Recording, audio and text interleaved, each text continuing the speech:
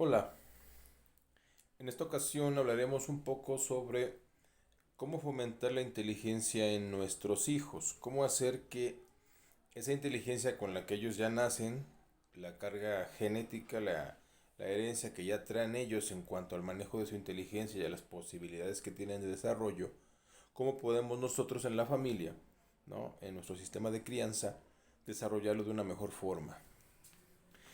Punto número uno, tenemos que entender que es un proceso y que va de la mano de los sistemas educativos que se implementan en las escuelas, pero las habilidades con las cuales en casa estamos nosotros criando a esos niños.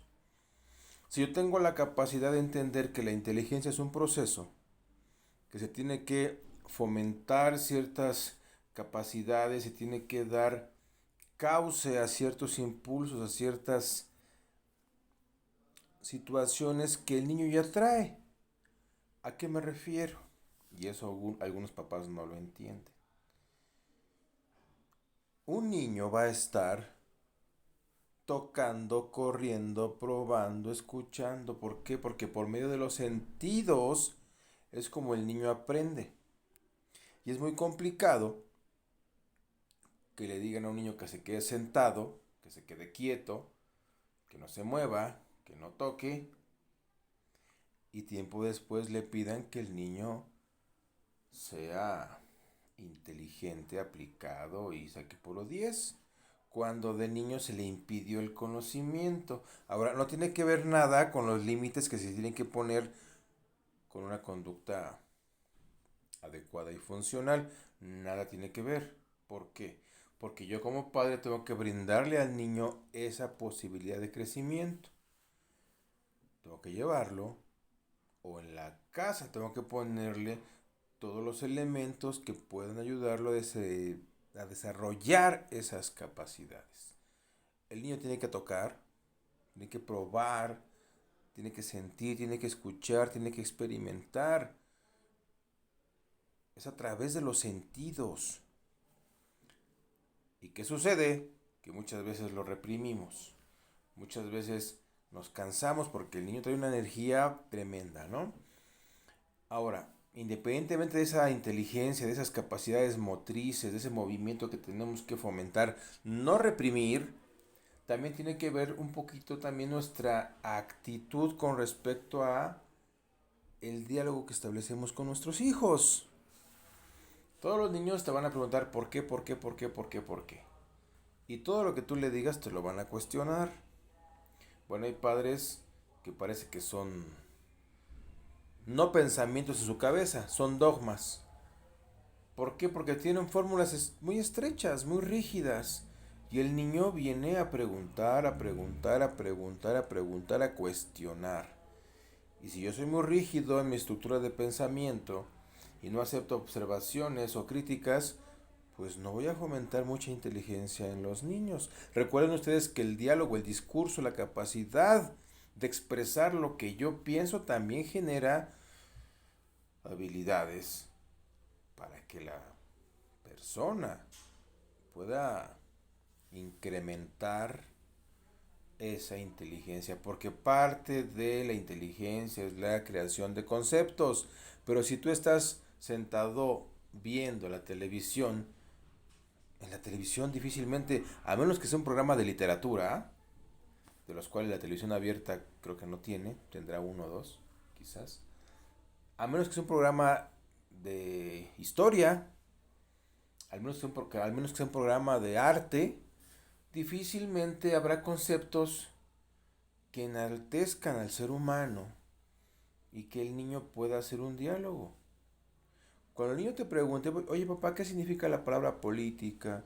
¿Qué significa la palabra humanidad? ¿Qué significa la palabra amor? ¿Qué significa la palabra solidaridad? ¿Qué significa la palabra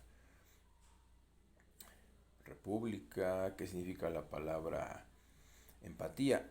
Esos conceptos son los que si tú le das la pauta de dialogar sobre esos conceptos profundos, es lo que lo va a hacer más inteligente porque la creación de conceptos es fundamental para incrementar el discurso y ustedes ya lo saben, pensamiento y lenguaje son dos fenómenos que van de la mano.